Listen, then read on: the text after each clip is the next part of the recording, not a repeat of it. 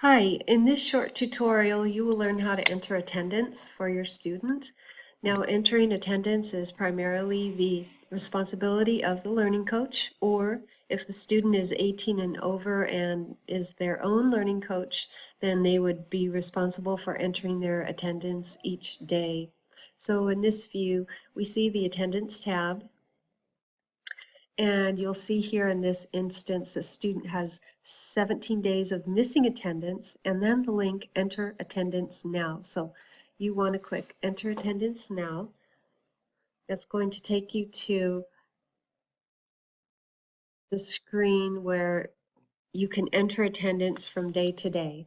The first thing you want to make sure is that you are on the correct day that you're entering attendance for. So today is April 17th, for example. So let's say I wanted to enter attendance for yesterday, the 16th of April. You obviously this is not correct, Friday, March 13th. So you would click on the icon, calendar icon,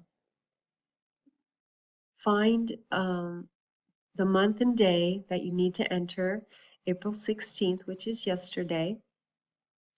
And then once you have the correct day on the screen, you simply go in under the Enter Time column and you'll enter minutes for each core class that your student worked in that particular day. You also need to make sure that your student is actually doing the work before you enter the time for any particular day. So ask them to keep track of how much time they're spending. You can also find their time in user activity in the grade book of each of their classes to find accurate minutes of what they spent in each class.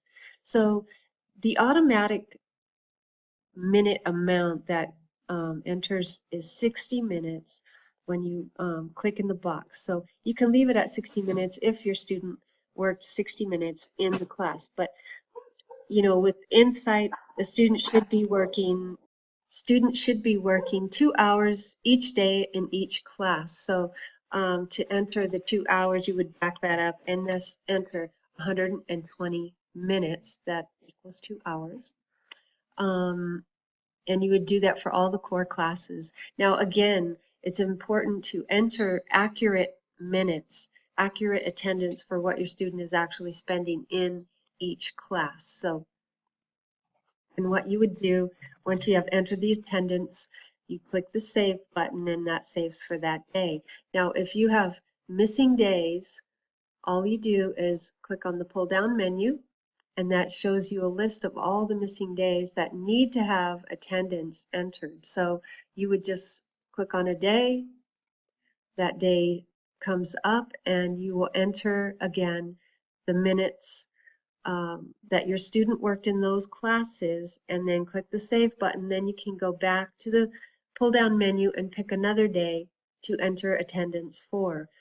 Now, it could be that some days your student did not actually work on these missing days. So for example, if we picked this Thursday, March 19th, and your student did not work at all, maybe they worked on the weekend after that to catch up. So you would still need to enter zeros in the attendance screen for that day that the student did not work. So you'd put in all zeros and then click Save.